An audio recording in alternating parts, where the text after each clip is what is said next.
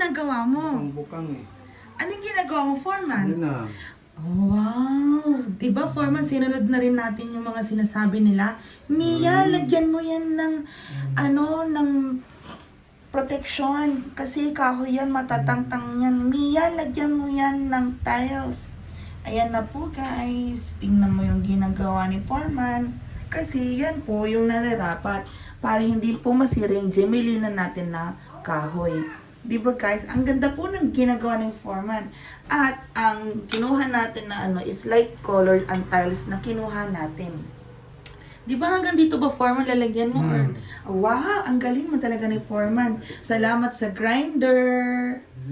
O, diba? And this video is brought to you by Listerine. Listerine, baka naman. At meron din tayong, anong tawag dito? Sakura Gluta Brightening Underarm Cream. Pero hindi ko pa siya nagagamit, guys. Hindi ko alam kung meron pa bang laman ito. Tignan natin. Ay! Meron pa! My God! Bigla siyang lagyan natin yung kili-kili natin. Kili-killer. Ayan. Underarm brightening cream daw siya. So, ayan na po, guys. Diba? O, panuurin po natin si Foreman. Kasi may matututunan tayo pag pinanood natin si Foreman. Ay! May bisita tayo. Teka lang, ha.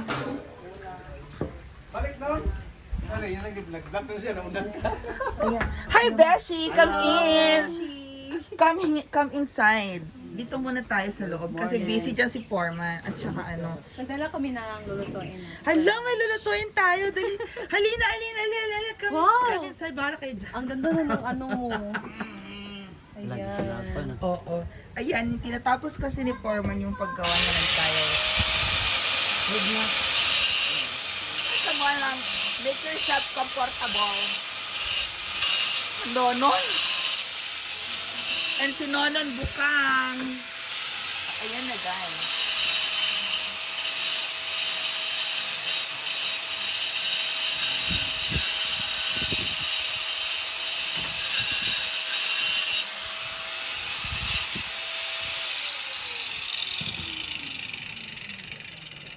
Diba?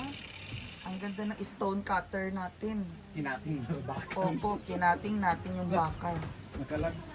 My God, Noni! Nakalakan door!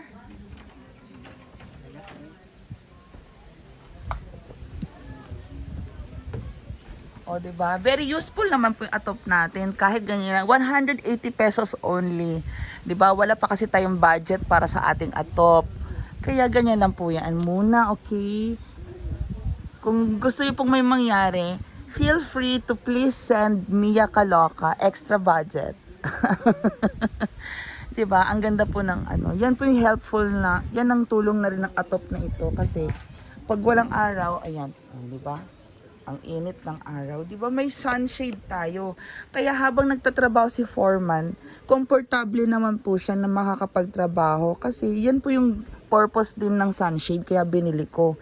Kasi hanggang hindi pa to nalalagyan ng ng sunshade, tapos nagtatrabaho naman diyan yung mga tao. Kawawa din naman po yung mga tao, hindi po ba? Kaya nilagay po natin yung sunshade na yan. Makakatulong po ito na pwedeng magtrabaho ang mga tao kahit tanghaling tapat. Komportable sila nagtatrabaho dito sa baba ng deck. Oo, 'di ba? So naisip niyo po ba 'yon? I'm sure hindi niyo po 'yun naisip kasi lahat po ng sinabi ninyo negative Wala po akong nabasa na positive. 'Di ba? 'Di ba, Foreman? Napakalaki ng tulong ng ating atop na ito dahil nakakapagtrabaho ka ng maayos. Para siyang may kahoy.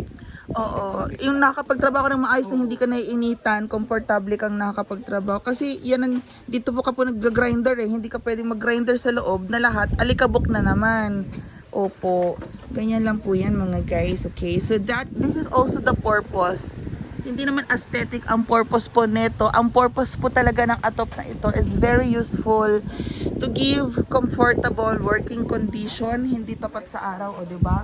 Nakita niyo yung init na yan. Yan po yung dito yung mainit na part, o 'di ba? At least mahangin at presko, pero hindi ka po babad sa araw. 'Di 'Diba?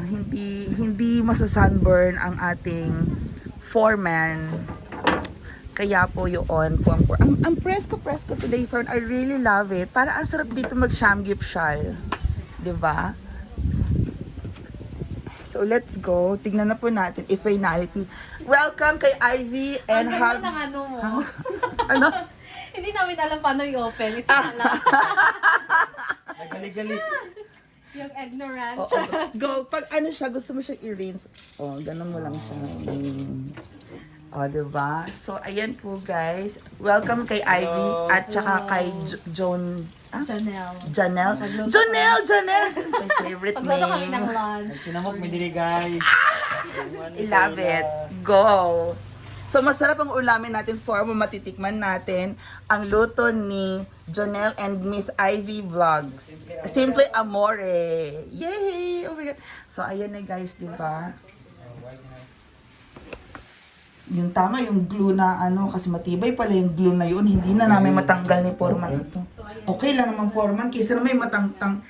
Isipin mo pero kung matangtang-tangtang yan, di ba? Eh di, in the future, kunyari matangtang yan, o problema na naman. At least yan, secured talaga yung laboratory natin. Auntie Ana, masyadong ginalingan ang laboratory.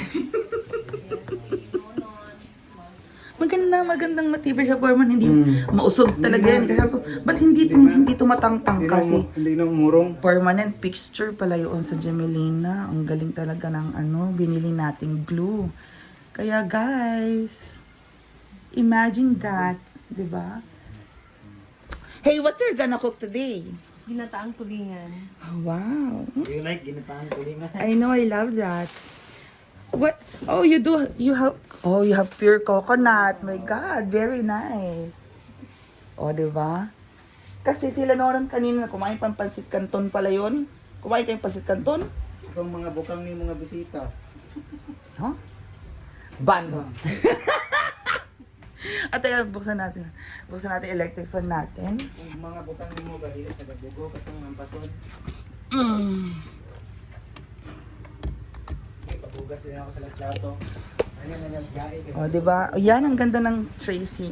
So there you go. That is our activity for today, guys. And I will see you again later. Enjoy lang kayo sa pagluluto ninyo. Chill and relax. And good vibes lang tayo dito. And of course, tatapusin po ni Daddy Foreman ang ating bathroom lavatory. Ayan. And of course, thank you so much, Auntie Ana, for always supporting the House of MK. We love you. Bye-bye.